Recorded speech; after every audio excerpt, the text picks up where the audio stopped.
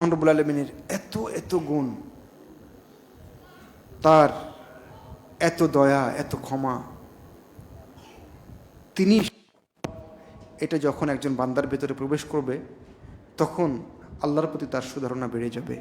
যখন একজন বান্দা বুঝতে পারবে যে মহান রব্বুল আলামিন গফফার, তিনি আল গফুর, তখন পাপ হয়ে গেলেও ক্ষমা চাওয়া এবং ক্ষমা পাওয়ার একটা পরিবেশ তার ভেতরে এমনি তৈরি হবে। কারণ বান্দা জানে যে তার রব গফফার, তিনি অনেক ক্ষমা করে থাকেন, আল গফুর, তিনি অনেক ক্ষমা করে থাকেন। যখন একজন বান্দা জানবে যে তার রব এমন রব যিনি আর রাজ্জাক, রিজিক দিয়ে থাকেন, তখন তার ভিতরে এমনিতেই একটা সুধারণা তৈরি হবে যে তার রবই কেবলমাত্র তাকে রিজিক দিতে পারেন। এইভাবে মহান রব্বুল আলামিনের নাম এবং গুণগুলো নিয়ে, তার কর্মগুলো নিয়ে যদি বান্দা একটু চিন্তা করে, সেগুলো ভাবার চিন্তা ইচ্ছা পোষণ করে এবং সেই অনুযায়ী চেষ্টা করে, এই সম্পর্কিত লেখাপড়া করে, তবে এইটা তাকে আল্লাহর প্রতি সুধারণার দিকে নিয়ে যাবে।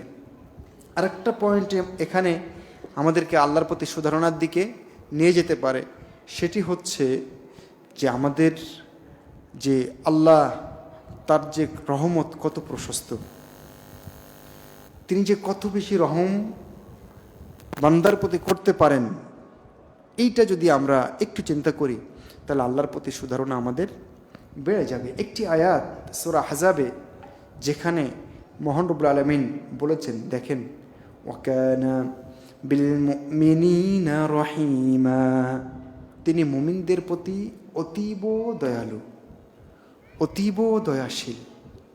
তিনি মুমিনদের প্রতি খুব খুব বেশি দয়াশীল। তিনি মুমিন নারী পুরুষ সবার প্রতি অনেক বেশি দয়াশীল। তো এই একটা আয়াত যদি আমরা সামনে রাখি তাহলে আল্লাহর প্রতি আমাদের সুধারণা তৈরি হবে না? তার কাছ থেকে আমি অনেক কিছু পাব, সেটা সেই উপাদানটা আমাদের ভিতরে তৈরি হবে কিনা? হবে ইনশাআল্লাহ।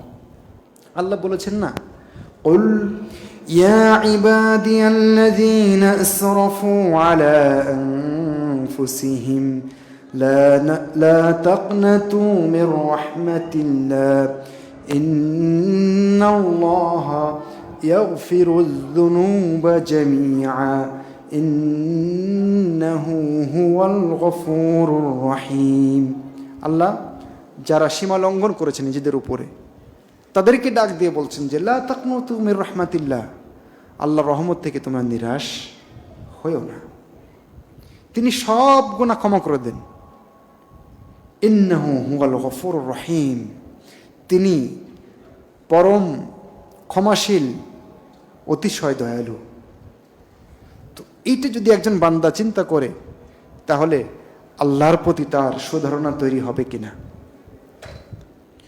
মহান রব্বুল আলামিন হাদিসে কুদসির ভিতরে বললেন, ইন্না রাহমাতি গলাবাত গদাবি, আমার রহমত আমার ক্রোধের উপরে, আমার রাগের উপরে বিজয় লাভ করেছে।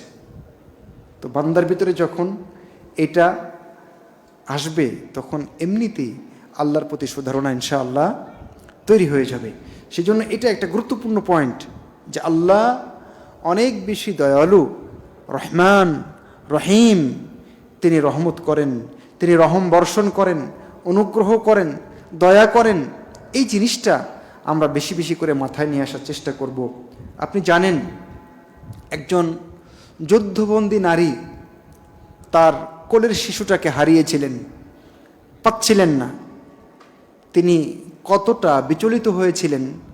এরপরে যখন লম্বা সময় পরে বাচ্চাটাকে সেই যুদ্ধবন্দী নারী পেয়েছেন, তখন বাচ্চাটাকে কোলে নিয়ে কত কেঁদেছেন এবং চুমু খাওয়ার কোনো জায়গা তার শরীরে বাদ রাখেননি।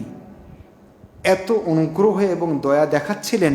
স্বাভাবিক একজন মা সেটাই করবেন। ঠিক সেই সময় আল্লাহ রাসূল বললেন, আতারাউনা হাযিহিল মারআ তারিহাতান ওয়ালাদাহা ফিন্নার, তোমরা কি মনে করো এই মহিলা তার বাচ্চাকে আগুনের ভিতরে নিক্ষেপ করবে এটাকে মনে করো? সাহাবায়ে কেরাম বললেন, লা ওয়াল্লাহ ওয়া হিয়া তাকদিরু আলা আল্লা তাতরাহা। অর্থাৎ এই মহিলা তার সক্ষমতা থাকা অবস্থায় কশ্চিনকালেও তার সন্তানকে আগুনে নিক্ষেপ করতে পারেন না। তখন রাসূলুল্লাহ সাল্লাল্লাহু আলাইহি ওয়াসাল্লাম বললেন, লাল্লাহু আরহামু বিইবাদিহি মিন হাযিহি বিওয়ালাদিহা। সহিহ বুখারী এবং মুসলিমের হাদিস। আল্লাহ রাসূল বললেন, এই ভদ্র মহিলা তার সন্তানের প্রতি যতটা দয়ালু, মহান রব্বুল আলামিন বান্দার প্রতি তার চেয়ে অনেক অনেক বেশি দয়ালু। এই জন্য সুফিয়ান আস-সাওরি রাহিমাহুল্লাহ উনি বলেছেন, মা উহিব্বু আন্না হিসাবি জুইলা ইলা ওয়ালিদাতি রব্বি আযজা ওয়া জাল খায়রুন লি মিন ওয়ালিদাতি। বাইহাকি শুআবুল ঈমানে এই ভাষ্যটা উল্লেখ করেছেন। সুফিয়ান সাওরি বলেছেন যে আমি আমার কিয়ামতে বিচারের দায়িত্ব আমার মায়ের কাঁধে দিয়ে দেওয়া হবে, যদি দিয়ে দেওয়া হয় আর কি, যে বিচার তোমার কে করবে, তোমার মা না তোমার রব? তাহলে আমি চাইব যে আমার রবের উপরে বিচারের দায়িত্ব থাক, কারণ আমি বিশ্বাস করি আমার রব আমাকে অনেক অনেক বেশি ভালোবাসেন যতটা আমার মা আমাকে ভালোবাসতে পারেন না। সুতরাং এই জায়গাগুলো যদি আমরা খেয়াল করি, আপনারা জানেন যে ওই সর্বশেষ জাহান্নাম থেকে যাকে মুক্ত করা হবে, আল্লাহ বলবেন ওকে তুলে নিয়ে আস। তার ভালো লাগবে, সে ওয়াদা করবে যে আল্লাহ আরেকটু আগে নিয়ে যাও, আমি ওয়াদা করছে আমি এরপরে আর চাইবো না, কিন্তু আবার লোকটা চাইবে। হাদিসটা আপনারা জানেন। এবং অবশেষে জান্নাতে মহান রব্বুল আলামিন তাকে দিয়েই দিবেন, এবং জান্নাতে দেওয়ার পরে মহান রব্বুল আলামিন তাকে বলবেন যে এবার তুমি চাও, আর কি লাগবে।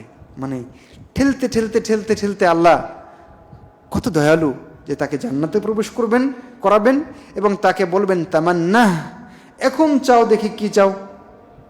তখন সে মানে চাইবে এবং মহান রব্বুল আলামিন তাকে দিয়ে দিবেন এবং বলবেন যে যালিকা লাকা ওয়া মিসলুহু মাআহু, মানে তোমার চোখ যতদূর যায় এই সবই তোমার, এরকম মহান রব্বুল আলামিন ঘোষণা করবেন। তাহলে সেই রব যিনি এত বেশি দয়ালু, তার কাছে বা তার প্রতি সুধারণা পোষণ করার জন্য আমাদের এই পয়েন্টটা কি যথেষ্ট নয় বলেন? আরেকটা জিনিস আমরা করব, সেটা হলো মহান রব্বুল আলামিনের ক্ষমা। তিনি আমাদের ক্ষমা করেন, এই জিনিসটা সবসময় মাথায় রাখবো। আমাদের যতই বড় পাপ হোক না কেন, যদি সেই পাপটা বান্দার সাথে সংশ্লিষ্ট না হয়, তাহলে ইনশাআল্লাহ আল্লাহ ক্ষমা করে দেবেন। যত বড় পাপ হোক না কেন, সবচেয়ে বড় পাপ শিরিক, কুফর, সেই পাপও মহান রব্বুল আলামিন ক্ষমা করে দেন যদি আমরা তওবা করতে পারি। তাহলে এই জায়গায় আমরা চেষ্টা করব যে আল্লাহকে এইভাবে আমরা স্মরণ করার চেষ্টা করব যে তিনি ক্ষমা করে দিবেন। আমি যতই পাপ করি না কেন, আমি বুড়া হয়ে গেছি, নামাজ কালাম ইত্যাদি করি না, দিন মানি না, পাপ করেছি, পর্দা করিনি কখনো, সুদ ঘুষ সবই খেয়েছি, আল্লাহ ক্ষমা করে দিতে পারেন না? তিনি তো গফফার, তিনি তো গফুর, তিনি তো ক্ষমা করে দিবেন। এই চিন্তা যদি আমরা রাখি তাহলে ইনশাআল্লাহ আমাদেরকে তিনি ক্ষমা করে দিবেন। এরপরের পয়েন্ট হচ্ছে যে সুধারণা আল্লাহর প্রতি এবং মিথ্যা আশার ভিতরে পার্থক্য আছে। অর্থাৎ আল্লাহর প্রতি সুধারণা মানে এই নয় যে আমি আমল করব না, এটা মাথায় রাখতে হবে। আল্লাহর প্রতি সুধারণা পোষণ করতে হবে, কিন্তু আমাকে কাজ করতে হবে। কাজ না করে শুধু সুধারণা যথেষ্ট হবে কি? হবে না। বরং আল্লাহর প্রতি সুধারণা পোষণ করতে হবে এবং আশা করতে হবে যে আল্লাহ আমাকে দিবেন, আল্লাহ আমাকে ক্ষমা করবেন। হাসান বসরি রাহিমাহুল্লাহু তাআলা তিনি বলেছেন, ইন্নাল মুমিন আহসানা আয-যন্না বিরাব্বি ফাআহসানাল আমাল। যে মুমিন ব্যক্তি সে তার রবের প্রতি সুধারণা পোষণ করে এবং এর ফলে সে ভালো আমল করে। আর ওয়াইনাল মুনাফিকা আসাআ আয-যন্ন ফাআসাআল আমাল। আর যে মুনাফিক সে খারাপ ধারণা পোষণ করে আর খারাপ আমল করে। তার মানে আমি আপনি আল্লাহর প্রতি সুধারণাই করে যাব শুধু, কোনো কাজ করব না, আমল করব না, তাহলে এটা আসলে প্রতারণা। তার মানে সুধারণার পাশাপাশি আমাদেরকে অবশ্যই কাজ করতে হবে, ঈমান আমল ঠিকমতো বাস্তবায়ন করতে হবে। ওই যে পাখিটার কথা বলেছিলাম খুতবার ভেতরে, যে পাখিগুলো সকালে বের হয়ে যায়, আবার সন্ধ্যায় যখন ফেরে তখন পেট ভরা থাকে, তারা আল্লাহর উপরে নির্ভর করে থেকে যায়নি, বরং তারা সকাল সন্ধ্যায় চেষ্টা করেছে কোথায় তাদের আহার পাবে, তাই নয় কি? সুতরাং পাখিকে যদি চেষ্টা করে রিজিক নিতে হয়, তাহলে চেষ্টাটা আমাদেরকে আরও অনেক বেশি করতে হবে। তাই এই জায়গাটা আমরা অবশ্যই খেয়াল রাখব যে আমরা যেন কাজ করে যাই, পাপ থেকে দূরে থাকার চেষ্টা করি, তবেই আল্লাহর প্রতি সুধারণা ফলপ্রসূ হবে, তবেই সার্থক হবে। সবশেষে আমরা একটা দুইটা আল্লাহর প্রতি সুধারণার নমুনা নিয়েই আজকের আলোচনা, খুতবার যে পরিপূরক আলোচনা, সেটা শেষ করব এবং আপনাদের প্রশ্নে সংক্ষিপ্ত করে যাওয়ার চেষ্টা করব। একজন নবী যাকে উম্মাহ বলা হয়, যে একজন নবী নিজেই একটা উম্মাহ, একটা জাতি, তিনি কে? নবী ইব্রাহিম আলাইহিস সালাম। তিনি, আপনারা জানেন প্রসিদ্ধ ঘটনা, তাকে আগুনে নিক্ষেপ করা হয়েছিল না? তিনি কি বলেছিলেন? তিনি বলেছিলেন হাসবি আল্লাহু ওয়া নি'মাল ওয়াকিল, আল্লাহ আমার জন্য যথেষ্ট, এবং তিনি উত্তম কর্মবিধায়ক। 5, এই যে আল্লাহর প্রতি সুধারণা, এর ফলে রেজাল্ট কি হয়েছিল? আল্লাহ বলেছিলেন না, কুলনা ইয়া নারু কুনি বারদাও ওয়া সালামান আলা ইব্রাহিম। আল্লাহ বলেছিলেন যে ঠিক আছে আগুন, তুমি ইব্রাহিমের জন্য ঠান্ডা হয়ে যাও এবং শান্তিময় হয়ে যাও। আল্লাহর প্রতি সুধারণা মানে কতটুকু থাকলে পরে আগুনের ভিতরে একজন মানুষ নিক্ষিপ্ত হচ্ছেন আর তিনি বলছেন হাসবি আল্লাহ, আল্লাহ আমার জন্য যথেষ্ট। এবং এর ফলাফল দেখেন, মহান রব্বুল আলামিন একেবারে ইনস্ট্যান্ট ইব্রাহিম আলাইহিস সালামকে দিয়ে দিয়েছেন। খুতবাতে আমরা দেখেছিলাম যে ভালো কিছু চিন্তা করলে ভালো আল্লাহ দিবেন, আর খারাপ কিছু ধারণা করলে সেই ফল আমাদেরকে পেতে হবে। এই বাড়িতে, ইব্রাহিম আলাইহিস সালামের বাড়িতে যে ভদ্র মহিলা ঈমান খুব কাছ থেকে শিখেছিলেন, তিনি হলেন ইসমাইল আলাইহিস সালামের মা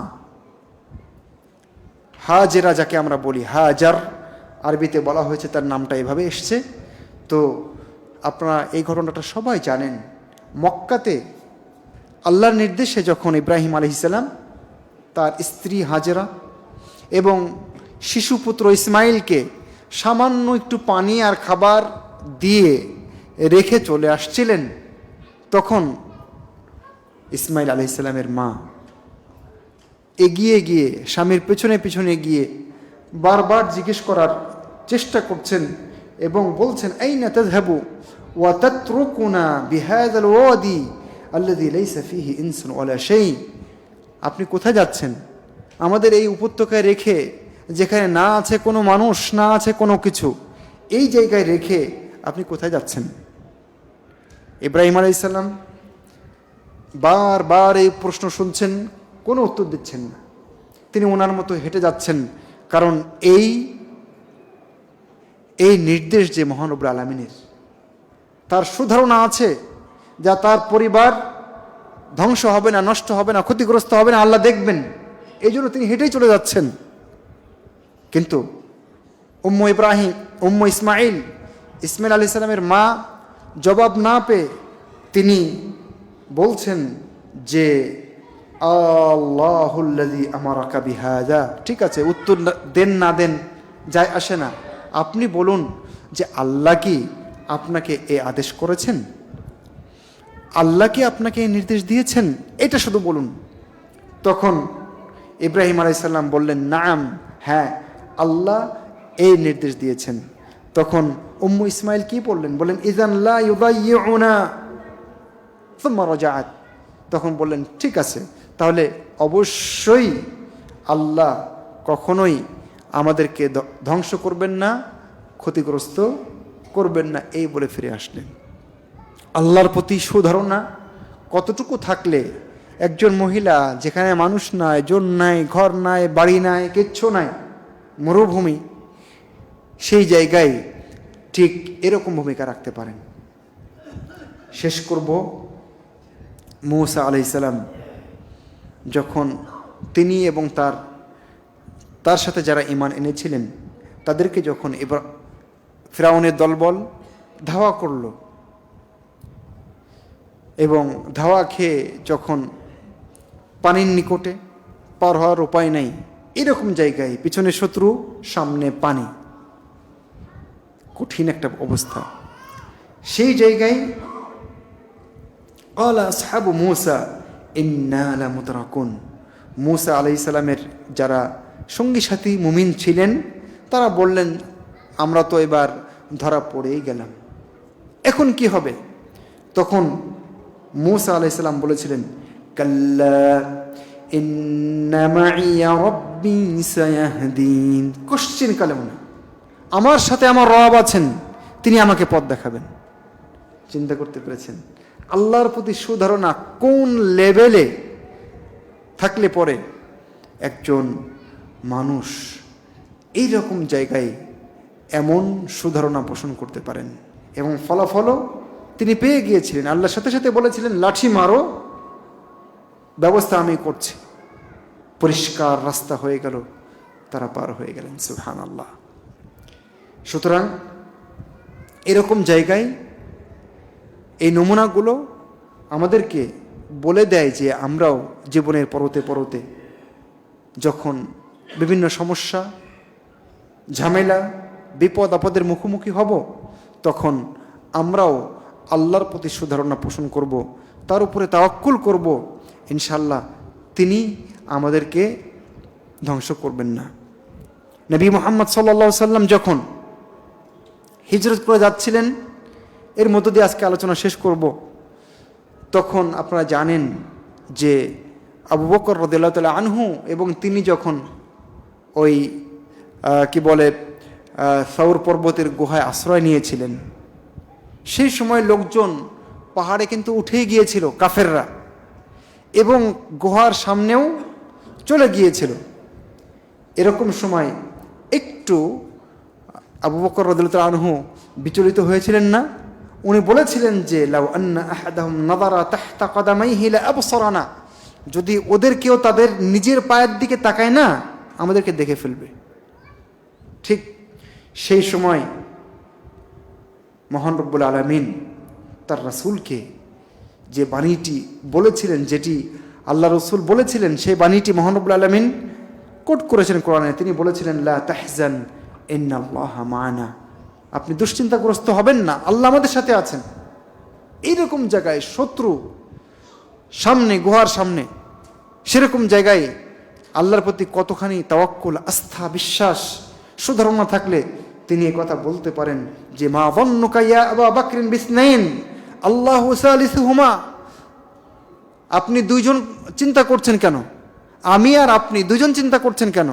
এই দুইজনের তৃতীয় জন হচ্ছেন আল্লাহ। এটা আপনি কেন চিন্তা করছেন না? চিন্তা করতে পেরেছেন লেভেলটা কোন পর্যায়ের? আসুন আমরা মহান রব্বুল আলামিনের প্রতি সুধারণা পোষণ করার চেষ্টা করি, সব জায়গায়, সব স্থানে, সব সময়। ইনশাআল্লাহ এর প্রতিদান আমরা ইহকালে এবং পরকালে পাব বিইজনিল্লাহি তাআলা। এই বলে আমরা খুতবার পরিপূরক যে আলোচনাটা ছিল সেই আলোচনাটা শেষ করলাম। এরপরে আমরা চলে যাচ্ছি আপনাদের প্রশ্নোত্তর পর্বে। একজন প্রশ্ন করেছেন, আসসালামু আলাইকুম, প্রথমত আপনাকে অন্তরের অন্তঃস্থল থেকে ধন্যবাদ জানাই আজকের খুতবার টপিক নির্ধারণের জন্য এবং অত্যন্ত সুন্দর খুতবা পেশ করার জন্য। জাযাকাল্লাহু খায়রান। মহান রব্বুল আলামিন আপনার এই দোয়া কবুল করেন। মহান রব্বুল আলামিন যেন জাযায়ে খায়র দান করেন। এগুলো সবই আল্লাহর পক্ষ থেকে। সুতরাং সব থ্যাঙ্কস, সব প্রশংসা মহান রব্বুল আলামিনের প্রাপ্য। প্রশ্ন হচ্ছে, একজন তরুণ যে কিনা একটি জীবিকার জন্য পেরেশান এবং বেকার, সে কীভাবে আল্লাহর নিকট সাহায্য চাইবে? আমার মনে হয় যে আজকের খুতবা এবং খুতবা পরবর্তী যে আলোচনাটা হয়েছে এর ভিতরে আপনার এই প্রশ্নের উত্তর রয়েছে। আল্লাহ তো আর রাজ্জাক, রিজিক আল্লাহ ছাড়া আর কেউ দিতে পারেন?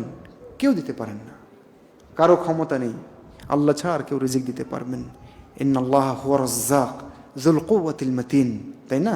সুতরাং রিজিক যার হাতে, রিজিক চাইতে হবে তার কাছে। যুবক, আল্লাহর কাছে সালাতের ভেতরে, শেষ বৈঠকে, সালাতের বাইরে, সালাম ফেরানোর পরে, রাতে, যে কোনো সময় আল্লাহর কাছে দোয়া করতে পারে, আল্লাহর কাছে উত্তম রিজিক চাইতে পারে যে আল্লাহ তুমি আমাকে, এই মর্মে অনেকগুলো দোয়াও কিন্তু এসছে। আল্লাহুম্মা ইন্নী আসআলুকা রিজকান তাইয়্যিবা ওয়া আমালান মুতাকাব্বালা। হ্যাঁ, এইভাবে রাসূলুল্লাহ সাল্লাল্লাহু আলাইহি ওয়াসাল্লাম বলেছেন, আল্লাহুম্মা ইন্নী আসআলুকা ইলমান নাফিআ ওয়া রিজকান তাইয়্যিবা ওয়া আমালান মুতাকাব্বালা। এখানে আল্লাহ রাসূল কিভাবে রিজিক চেয়েছেন? তিনি চেয়েছেন কবুলযোগ্য রিজিক তুমি আমাকে দিও। তো এইভাবে আমরা কিন্তু আল্লাহর কাছে রিজিক চাইতে পারি। আমরা আল্লাহকে বলতে পারি, আল্লাহ হালাল দিয়েই আমাকে সন্তুষ্ট রাখো এবং যথেষ্ট রাখো, আমাকে হারামের আশেপাশে নিয়ে যেও না। এই অবস্থায় আমি আছি, তুমি আমার উত্তম রিজিকের ব্যবস্থা করে দাও। এইভাবে আল্লাহর কাছে চাইলে ইনশাল্লাহ আল্লাহ ফেরাবেন না, দিবেন ইনশাল্লাহ, একটা ব্যবস্থা করবেন। এরপরে মন খারাপের মুহূর্তে কিভাবে মনে কুধারণা আসলে তা সুধারণায় রূপান্তর করতে পারি। মনে যদি কুধারণা এসে যায়, বিশেষ করে আল্লাহর ব্যাপারে, এটা তো আমরা একটু আগে দেখেছিলাম খুতবার ভিতরে, এটা কিন্তু মুনাফিক এবং মুশরিকের লক্ষণ, কাফেরের লক্ষণ। তবে যদি শয়তান কখনো দিয়ে দেয় আপনার মনের ভিতরে, এটাকে সাথে সাথে লাথি মেরে মন থেকে দূরে সরিয়ে দিবেন, তাহলে ইনশাল্লাহ কোনো প্রভাব পড়বে না। যদি এরকম কিছু আসে আর ওটাকে আপনি খুব পছন্দ করে লালন পালন করতে থাকেন, তখন আপনি পাকড়াও হবেন। মনের উপরে যেহেতু আমাদের কন্ট্রোল নাই, যদি এসেও যায় কখনো, সাথে সাথে ওটাকে দূরে সরাতে হবে। আল্লাহর কাছে শয়তান থেকে আশ্রয় চাইতে হবে, আল্লাহর কাছে নিজের প্রবৃত্তি থেকে আশ্রয় চাইতে হবে, তাহলে ইনশাল্লাহ আর কোনো সমস্যা হবে না, আল্লাহ পাকড়াও করবেন না ইনশাআল্লাহ। এরপরে প্রশ্ন করেছেন, আমি একজন ক্ষুদ্র ব্যবসায়ী, আমি অনেক বেশি ঋণগ্রস্ত, অভাবগ্রস্ত। আমি আমল করি, কিন্তু আজকে 7 বছর যাবৎ ঋণগ্রস্ত, ঋণের ভারে জর্জরিত মানুষের টাকা সম্ভবত আর সহ্য করতে পারছি না। এমন কোনো আমল আছে আল্লাহর পক্ষ থেকে সাহায্য আসে? আমলটা তো আপনাকে আমি খুতবার ভিতরে বলেছি। দেখেছেন কিভাবে আব্দুল্লাহ ইবনু জুবাইর তার বাবার ঋণ পরিশোধের ক্ষেত্রে আল্লাহ সাহায্য চেয়েছিলেন, ঠিক যেমন তার বাবা জুবাইর ইবনুল আওয়াম সাহায্য চাওয়ার কথা বলেছিলেন, তিনি সেভাবে সাহায্য চেয়েছিলেন এবং মহান রব্বুল আলামিন তাকে সাহায্য করেছেন। আপনি বলতে পারেন আল্লাহ মাকদি দেয়নি, আপনি বলতে পারেন বাংলায়, আল্লাহ তুমি আমার ঋণ পরিশোধের ব্যবস্থা করে দাও যেভাবে হোক। আল্লাহর কাছে বলেন এবং দোয়ার যে সমস্ত শর্ত আছে সেগুলো খেয়াল রাখার চেষ্টা করেন, এবং এই দোয়াতে আপনি পাবেন এই দৃঢ় বিশ্বাস রাখেন, ইনশাআল্লাহ আল্লাহ ব্যবস্থা করে দেবেন। আমরা দোয়া করি আপনার জন্য, মহান রব্বুল আলামিন যেন আপনার ঋণ পরিশোধের ব্যবস্থা করে দেন। তবে সতর্ক করি সবাইকে যে আমরা কেউ বিলাসী ঋণ নেব না। বিলাসী ঋণ মানে আমি চলতে পারি, সবই আছে, গাড়ি কেনার জন্য, বাড়ি আরও বেশি বানাবার জন্য, বহুতল ভবন করার জন্য, এগুলো বিলাসী ঋণ আমি মনে করি। সুদী এই ঋণগুলো আপনারা নেবেন না। যা আছে তাই নিয়ে সন্তুষ্ট থাকেন, উত্তম এবং হালালভাবে যতটুকু রিজিক আসে তাই দিয়ে বাড়ানোর স্বপ্ন দেখেন, আল্লাহ আপনাকে দেবেন ইনশাআল্লাহ। হারাম পথে যাবেন না, হারামভাবে ঋণ নেবেন না। দোয়া কবুলের পূর্ব শর্ত বলা হয় হালাল রিজিক। হালাল রিজিক বলতে কি? হালাল উপার্জন কি বোঝায়?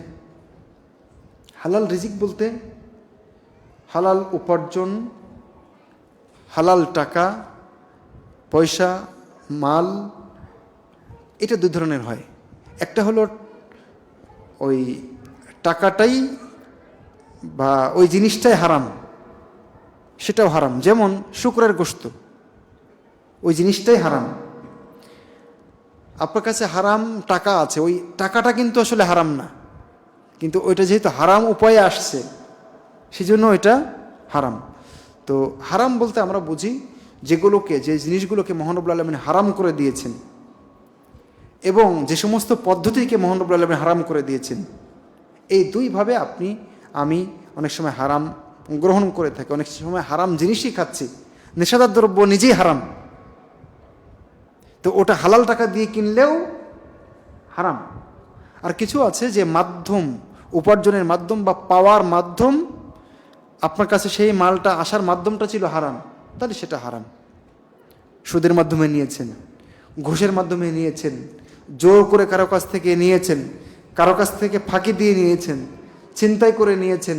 এখন যেভাবে ছিনতাই, রাহাজানি ইত্যাদি বেড়ে গেছে, বিশেষ করে ঢাকাতে মারাত্মক আকার ধারণ করেছে। তো এইভাবে যতভাবে অন্যায়ভাবে কেউ তার বোনের টাকা জমি ফাঁকি দিয়েছে, হারাম।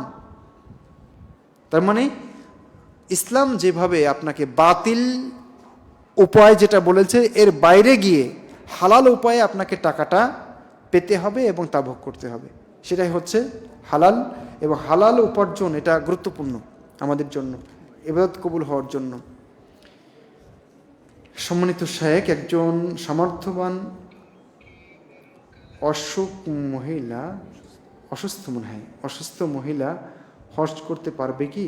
না পারলে করণীয় কি? প্রথম কথা হচ্ছে সামর্থ্যবান কিন্তু অসুস্থ, তাহলে আপনি একদিক দিয়ে সামর্থ্যবান, আর একদিক দিয়ে আপনার সামর্থ্য নাই। সামর্থ্যবান অর্থের দিক দিয়ে, আর সামর্থ্য নাই কোন দিক দিয়ে? শারীরিক অবস্থার দিক দিয়ে। তো এই অবস্থায় হজের ক্ষেত্রে নিয়ম হচ্ছে শুধুমাত্র আর্থিকভাবে সামর্থ্যবান হলে হজ করতে হবে।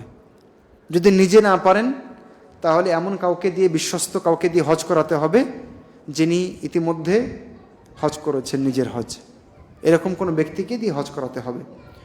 আর আপনার যদি সক্ষমতা থাকে, অসুস্থ হওয়া সত্ত্বেও সক্ষমতা আছে, হাঁটতে পারবেন, হজ তো অনেক পরিশ্রম করতে হয়, অনেক হাঁটতে হয়, মাইলের পর মাইল হাঁটতে হয়, পরিশ্রম করতে হয়, ভিড় ঠেলতে হয়, এগুলো যদি উপেক্ষা করে আপনি করতে পারেন নিজে করেন। যদি না পারেন তাহলে আপনার জন্য জরুরি পরামর্শ হচ্ছে আপনি কাল বিলম্ব না করে হজ করেছেন এরকম কোনো ভালো ব্যক্তিকে দিয়ে আপনি হজ করাতে পারেন, এবং হজ করানো আপনার জন্য জরুরি অন্য কাউকে দিয়ে যদি নিজে না পারেন। আর আপনি যদি যান তাহলে সেক্ষেত্রে কিন্তু আপনাকে খেয়াল করতে হবে মাহরাম পুরুষ আপনার সাথে থাকতে হবে, আপনার স্বামী বা আপনার ভাই বা আপনার বাবা, শ্বশুর, যে কেউ।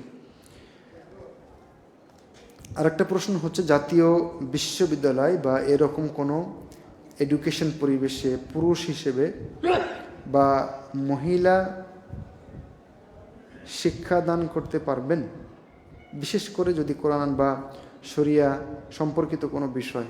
আর যদি ওই পরিবেশে ফিতনা থাকে তাহলে শিক্ষক হিসেবে থাকলে সহযোগিতা করা হলো, নাকি নিজের অবস্থান থেকে বিভিন্ন জটিল পরিস্থিতিতে মোকাবেলা করতে হবে? আচ্ছা, যাই হোক, উনি বলতে চেয়েছেন যে সহশিক্ষার ব্যাপারে বলতে চেয়েছেন মূলত। আসলে আমরা তো আসলে সবসময় সহশিক্ষাকে না করি, সহশিক্ষাকে না বলি, কারণ ইসলাম নারী পুরুষ একাকার হয়ে যাওয়াকে নিষেধ করেছে।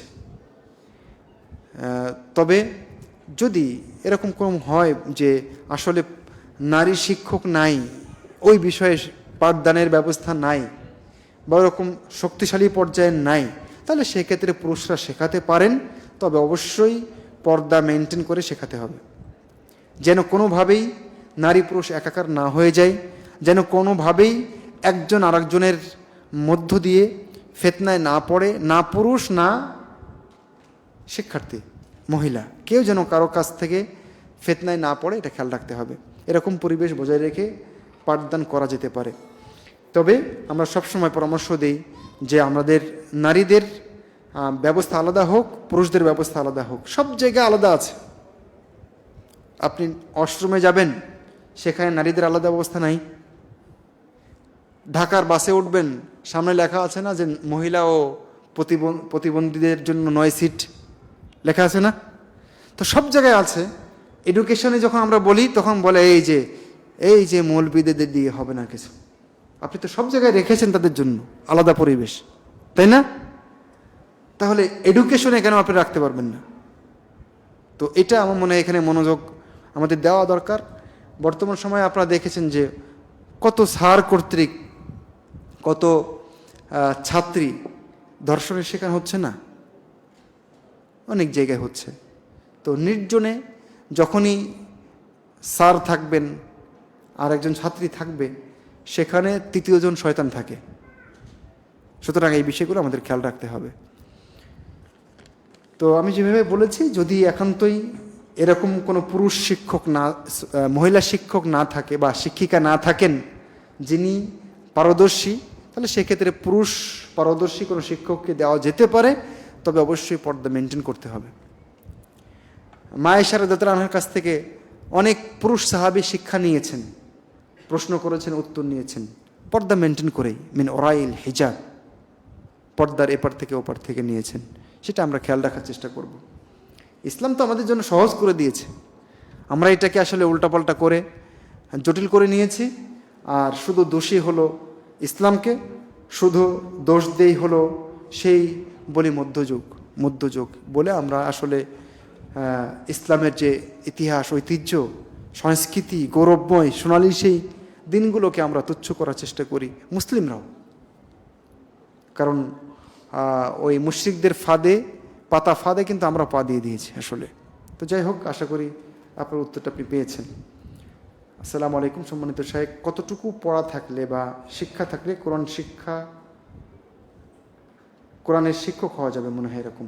আমাদের দেশে দেখা যায় পাড়ায় পাড়ায় কোরআন শিক্ষক, বিশেষ করে মহিলারা নিজের পড়া শুদ্ধ অশুদ্ধ নিয়েই এই কাজ করে যাচ্ছেন। আর একেবারে নিম্ন আয় মানুষদের জন্য ওনারাই ভরসার মতো। আসলে পাঠদানে সক্ষম, বিশুদ্ধভাবে উনি কোরআন পড়াতে পারেন। কোরআন পাঠদান এটা দুই ধরনের হয়। একটা হলো শুধুমাত্র পড়তে পারা, ভালো করে তাজবিদ সহকারে, তারতিল সহকারে পড়তে পারা। এটা যদি কেউ পড়তে পারেন তাহলে তিনি শেখাতে পারেন। আরেকটা কোরআন শিক্ষা হয় যে কোরআনের তাফসির, ব্যাখ্যা, অর্থ, এটা তো অনেক উঁচু লেভেলের কাজ, এটা সবার জন্য না। বাকি যে লেভেলের দিকে আপনি ইঙ্গিত দিয়েছেন, এই লেভেলের জন্য অনেক বেশি শিক্ষিত হওয়া জরুরি না। কেবলমাত্র কোরআন মাজিদ যদি তিনি বিশুদ্ধভাবে পড়তে পারেন পুরো কোরআন, তাহলে তিনি শেখাতে পারেন। এমনকি তিনি পুরো কোরআন পারেন না, মনে করেন একজন মানুষ সূরা ফাতিহা খুব বিশুদ্ধভাবে তেলাওয়াত করতে পারেন, শিখেছেন চেষ্টা করে করে, তো ওটাই উনি শেখাক, কোনো অসুবিধা নেই। খায়রুকুম মান তাআল্লামাল কুরআনা ওয়া আল্লামা, তোমাদের ভিতরে সবচেয়ে উত্তম সে যে কোরআন শেখে এবং শেখায়। সুতরাং আমরা এই জায়গাতে বলবো যে এখানে মোটামুটি যে ব্যক্তি ভালোভাবে কোরআন পড়া শিখেছে ভালো কোনো কারির মাধ্যমে, তিনি শেখাতে পারেন যে কোনো পরিবেশে, কোনো সমস্যা নেই। বরং এই শেখাটা ব্যাপক আকারে ছড়িয়ে পড়া উচিত। আর একটা প্রশ্ন, সর্বশেষ নাকি এটা? আচ্ছা, আরেকটা দুটো আছে। আসসালামু আলাইকুম, আমার ছেলের বয়স 20 বছর, সে বাথরুমে মোবাইল নিয়ে যায়, এইভাবে মসজিদে যায়, নামাজ পড়ে। প্রশ্নটা বুঝিয়ে বলেন নাকি উত্তরটা বুঝিয়ে বলবো? উত্তরটা। আর আপনি লিখেছেন যে সে বাথরুমে মোবাইল নিয়ে যায় বানান লিখেছেন রস্যই দিয়ে। এটা রস্যই হবে না। রস্যই কখন হয়? যখন আমরা, তখন আমি যাই, স্কুলে যাই, তখন রস্যই হয়। আর তাছাড়া কি হয়? হ্যাঁ, এটা খেয়াল রাখতে হবে বাংলার ক্ষেত্রে। যাই হোক, আপনার উত্তরটা হচ্ছে যে মোবাইল নিয়ে বাথরুমে যাওয়া যাবে, সমস্যা নেই। মসজিদেও আসা যাবে, সমস্যা নেই। কিন্তু মোবাইলে যদি কোরআনের কোনো সফটওয়্যার থাকে, সেটা যেন ওপেন না থাকে, এটা খেয়াল রাখতে হবে। বন্ধ আছে সেই অবস্থায় আপনি ওটা নিয়ে ঢুকতে পারবেন। ঠিক যেমন আপনার ব্রেনে যখন আপনি যে হাফেজ, তাই না, বা আপনার কোরআনের বেশ কয়েকটা সূরা মুখস্থ আছে, আপনি বাথরুমে যাচ্ছেন না, ওটা তো ব্রেনে আছেই। ঠিক এরকম সফটওয়্যারে থাকলে এরকম সুতরাং বাথরুমে মোবাইল নিয়ে যাওয়া যাবে, ইনশাল্লাহ কোনো সমস্যা নেই। অনুরূপভাবে মসজিদেও আসা যাবে, কোনো সমস্যা নেই।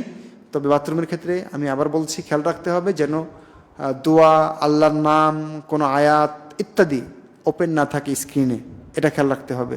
আর মসজিদে যখন আসবো তখন অবশ্যই খেয়াল রাখতে হবে যেন মোবাইলটা সাইলেন্ট থাকে, যেন সেখানে কোনো কিছু বেজে উঠে অন্যকে কষ্ট না দেয়।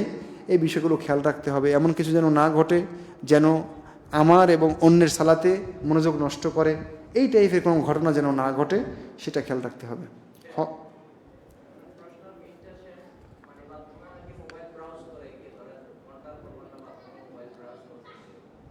ও আচ্ছা, যদি এটা হয় যে বাথরুমে গিয়ে সে মোবাইল ব্রাউজ করছে, এখানে গিয়ে কিছু দেখছে, তাহলে অবশ্যই এটা সংশয়ের জায়গা। সে বাথরুমকে বেছে নিল কেন? তার মানে নিশ্চয়ই সে এমন কিছু তার মোবাইলে করছে যেটা সে অন্যকে দেখাতে চাচ্ছে না। নিঃসন্দেহে এই ছেলের ব্যাপারে বাপ মাকে সতর্ক থাকতে হবে এবং দেখতে হবে, খোঁজ নিতে হবে যে সে আসলে কি করছে। তো আমি সবসময় একটা কথা বলি যে কিভাবে বাচ্চাদেরকে আমরা মোবাইল থেকে দূরে রাখতে পারি, সেটা অনেক কঠিন বর্তমান সমাজে বা বর্তমান সময়ে। তাহলে কি করতে পারি? কমপক্ষে যেন সে খারাপ কন্টেন্ট না দেখে। বিশেষ করে আমাদের দেশের মানুষ, আমাদের দেশে তো মোটামুটি কিছু হয়তো বা সাইট বন্ধ করার চেষ্টা করা হয়, কিন্তু অনেক সাইট আছে যেগুলো এখনও ওপেন আছে, বা বিভিন্ন ভিপিএন ব্যবহার করে বাচ্চারা অনেক কিছু দেখতে পারে। তো এই জায়গায় আমাদের তরুণ সমাজ, ছেলে মেয়ে, তারা কিন্তু নষ্ট হয়ে যাচ্ছে। তো বাথরুমে যদি ব্রাউজের স্বভাব থাকে তাহলে নিশ্চয়ই এখানে কিন্তু আছে, এখানে ভেজাল আছে। বাপ মাকে সতর্ক থাকতে হবে এবং খোঁজ নিতে হবে তার ব্যাপারে। বর্তমানে কাহাফ কিডস একটা আছে, এটার কথা আমি শুনেছি এবং কিছু কিছু দেখারও চেষ্টা করেছি। মোটামুটি এটা ভালো। কাহাফ গার্ডও আছে, যেটা দিয়ে অনেক কিছু থেকে হয়তো বা সেফ থাকা যেতে পারে, বা এরকম কোনো অ্যাপ যদি, সফটওয়্যার যদি বের হয়ে থাকে, সেটাও ব্যবহার করা যেতে পারে। এক কথায় ছেলে মেয়েকে রক্ষার জন্য, বাঁচানোর জন্য আমাদের চেষ্টা করতে হবে। নিঃসন্দেহে বাথরুমে এভাবে ঢোকা, এভাবে সময় দেওয়া, এটা খুবই খারাপ লক্ষণ। বাপ মাকে সর্বোচ্চ পদক্ষেপ নিতে হবে। হজ 2026-এর মদিনা সফর শেষে নবী মুহাম্মদ সাল্লামের রওজায় সম্মান ও গুরুত্ব বর্ণনা করতে গিয়ে সিলেটের জনৈক ইমাম, খতিব ও হজ কাফেলার প্রধান বলেন, নবীর রওজা আল্লাহর আরশের চেয়েও বেশি সম্মানিত, বেশি মর্যাদাবান, দামি। এ ব্যাপারে কোরআন হাদিস অনুযায়ী সত্যতা কতটুকু? প্রথম কথা হচ্ছে যে নবীর রওজা বলে কিছু নাই, বুঝতে পেরেছেন? এগুলো আমাদের আবেগী মুসলিমদের কাজ। আমরা আল্লাহ রসুলের কবরকে কি বলি? রওজা বলি। নবীর সাল্লাল্লাহু আলাইহি ওয়াসাল্লাম রওজা পাকে আমার সালাম পৌঁছে দিও, বা ভিজিট করতে গিয়ে, জিয়ারত করতে গিয়ে নবী পাকের রওজায় গিয়ে সালাম দিয়েছে। আপনি কি জানেন রওজা কোনটা? আল্লাহ রসুল বলেছেন, মা বাইনা বাইতি ও মিম্বারি রাওদাতুন মিন রিয়াদিল জান্নাহ। আমার বাড়ি এবং আমার খুতবা দেওয়ার মিম্বার, এই দুই জায়গার মাঝখানের জায়গাটা হচ্ছে রওদা। আর আপনি বানিয়ে দিলেন আল্লাহ রসুলের কবরকে রওদা। উল্টা হয়ে গেল না? আল্লাহ রসুল বললেন যে লা তাজআলু কবরি ঈদান। আল্লাহ রসুল বললেন লা তাজআল কবরি ওয়াসানান ইউবাদ। আমার কবরকে তোমরা বারবার আগমনের, অনুষ্ঠানের, উৎসবের জায়গায় পরিণত করো না। আমার কবরকে তোমরা ওয়াসান, মূর্তির মতো বানিয়ে নিও না যার ইবাদত করা হবে। তো আল্লাহ রসুল তার নিজের কবরকে কবর বললেন, আর আপনি আবেগ আপ্লুত হয়ে বললেন যে ওটা হলো রওজা। অথচ রওজা আল্লাহ রসুল বললেন এই অংশটা, মসজিদের অংশটা, আর আপনি এখন মানুষকে বোঝাবার জন্য বললেন এটা হলো রিয়াদুল জান্নাহ, আর ওটা হলো রওজা। কেন ভাই, এত আবেগ কেন আপনার? কোরআন এবং হাদিসের যে নির্দেশনা সেখানে থাকা যায় না? এই একটা জায়গাকে আপনি ভুলভাল ব্যাখ্যা দিয়ে রিয়াদুল জান্নাহ বানিয়ে দিলেন কেন? আল্লাহ রসুল বললেন রওদা মিন রিয়াদিল জান্নাহ, জান্নাতের বাগানগুলোর মধ্যে একটা বাগান। আর আপনি এর নাম দিলেন রিয়াদুল জান্নাহ। রিয়াদুল জান্নাহ হলো অনেকগুলো বাগান, এখানে অনেকগুলো বাগান না, একটা বাগান। তাহলে আপনার নামকরণটাও ভুল, এটাও আপনি খেয়াল করেন না। তো অতি আবেগী হলে যা হয় তাই। এটা হলো প্রথম কথা। দ্বিতীয় কথা হলো যে সিলেটের হোক আর মক্কার হোক আর মদিনার হোক, যিনি এমন কথা বলেছেন তিনি নেহায়েত অন্যায় করেছেন। মানে আল্লাহর আরশের চাইতে দামি। আমরা আল্লাহ রসুল বলেছেন না যে তোমরা আমাকে মানে আমার ব্যাপারে বাড়াবাড়ি করো না, আমাকে আমার জায়গার উপরে সম্মান দেওয়ার দরকার নাই। আল্লাহ রসুল বলেছেন তোমরা বলো যে আব্দুল্লাহ ও রসুল, আমি আল্লাহর বান্দা এবং তার রসুল, বাস এতটুক। সুতরাং এর উপরে আমাকে উপরে তোলার দরকার নাই। যেমন খ্রিস্টানরা ঈসা আলাইহিস সালামকে অনেক উপরে তুলে ইলাহ বানিয়ে দিয়েছে, আল্লাহর পুত্র বানিয়ে দিয়েছে। আমার ক্ষেত্রে দরকার নাই। ওটাও ভুল, এটাও ভুল। সুতরাং বাড়াবাড়ি জায়গা নাই। আমরা নবী মুহাম্মদ সাল্লাল্লাহু আলাইহি ওয়াসাল্লামকে সর্বোচ্চ সম্মান দিয়ে থাকি। আর তাকে সম্মান দেওয়া মানে তার অনুসরণ করা। তাকে সম্মান দেওয়া মানে মদিনার গান গাইলাম, রওজায় যাওয়ার মানে রওজা তাদের ভাষায় বলছি আমি, স্বপ্ন দেখলাম। আর কিভাবে মদিনায় যাব এই নিয়ে, মদিনা নিয়ে যে কত গান তৈরি হয়েছে। আর যার কবর দেখার জন্য বা জিয়ারত করার জন্য যাওয়ার স্বপ্ন দেখছি, তার সুন্নাতের হরদম বিরোধিতা করছি, তাহলে এই গান দিয়ে আপনার লাভ কি? এই দাবি দিয়ে লাভ কি? আল্লাহ রসুলকে সম্মান করা, তাকে ভালোবাসার অর্থই হচ্ছে আপনি তার সুন্নাহ পাই টু পাই প্রত্যেকটা ক্ষেত্রে মেনে চলবেন, অনুসরণ করবেন। এটাই হলো আল্লাহ রসুলকে সম্মান করার, ভালোবাসার প্রকৃত জায়গা। আশা করি বুঝতে পেরেছেন এবং উত্তরটা ক্লিয়ার হয়েছে। সর্বশেষ প্রশ্ন,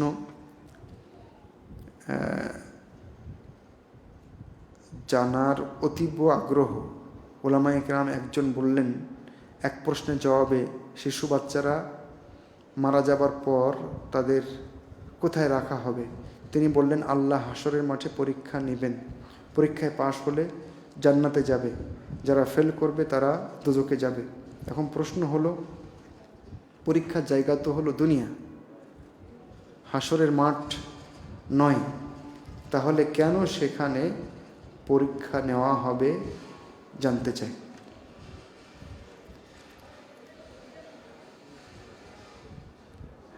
আচ্ছা, আপনাকে আমি কয়েকটা কথা বলি। তার প্রথম কথা হচ্ছে যে ওয়ালিল্লাহি আল হিকমাতুল বালিগাতু ফি আফআলিহি, মহান রব্বুল আলামিন যা কিছু করবেন, করেছেন, করছেন, সব কিছুর ভিতরে হিকমা রয়েছে, প্রজ্ঞা রয়েছে। এবং মহান রব্বুল আলামিন কারো প্রতি জুলুম করেন না। সুতরাং যেখানে যার হিসাব তিনি নেবেন, যেটা নির্ধারণ করেছেন সেটাই যথার্থ। আপনি বললেন যে দুনিয়াটাই তো পরীক্ষার জায়গা, পরকালে তো আমাকে আপনাকেও পরীক্ষা করা হবে না, কয়েক ধাপে পরীক্ষা করা হবে। মরার পর থেকে তো পরীক্ষা তো শেষ নাই। পরীক্ষা শেষ হলো যখন আপনি জান্নাতে প্রথম পাটা ফেলবেন, তখন পরীক্ষা শেষ। তার আগে প্রতিটা পদক্ষেপে আপনার জন্য পরীক্ষা আছে, আমার জন্য পরীক্ষা আছে। আমরা আল্লাহর কাছে চাই যেন সবগুলো মানে জায়গায় তিনি আমাদেরকে বিনা হিসাবে, বিনা পরীক্ষায় জান্নাতে দিয়ে দেন। আর যদি হিসাব নেন, তাহলে যেন তিনি আমাদের জন্য হিসাব সহজ করে দেন। তো আপনার এটা দুশ্চিন্তা ভোগ করার কিছু নাই। মহান রব্বুল আলামিন বিশেষ করে সেদিন যে পরীক্ষা নেবেন, তারা সেই পরীক্ষা ইনশাল্লাহ, বিশেষ করে মুসলিমদের সন্তানদের ব্যাপারে বলা হয়েছে, ইনশাল্লাহ তারা জান্নাতে যাবে বিইজনিল্লাহি তাআলা। তো সেদিন তাদেরকে পরীক্ষা করা হবে, সেটা দুনিয়ার মতো পরীক্ষা না, ওটা পরকালের জন্য। এবং পরকালে যেভাবে পরীক্ষা হওয়া দরকার সেইভাবে পরীক্ষা হবে, যেমনটা আমাদেরও পরীক্ষা হবে কাল কিয়ামতের ময়দানে। তো যাই হোক, আশা করি মোটামুটি বিষয়টা বুঝতে পেরেছেন। এটা নিয়ে এত বেশি কনসার্ন আর দুশ্চিন্তা ভোগের কিছু নাই। যেভাবে কোরআন এবং হাদিসে এসছে সেভাবে ইনশাল্লাহ হয়ে যাবে। আল্লাহর সব কিছুতে হিকমা রয়েছে। এই বলে আমরা আজকের মতো কথা এবং প্রশ্নোত্তর পর্ব শেষ করছি। সুবহানাল্লাহি ওয়া বিহামদিহি আশহাদু আল্লা ইলাহা ইল্লা আনতা ওয়া আস্তাগফিরুকা ওয়া আতুবু ইলাইক। ওয়াসসালামু আলাইকুম ওয়া রাহমাতুল্লাহ।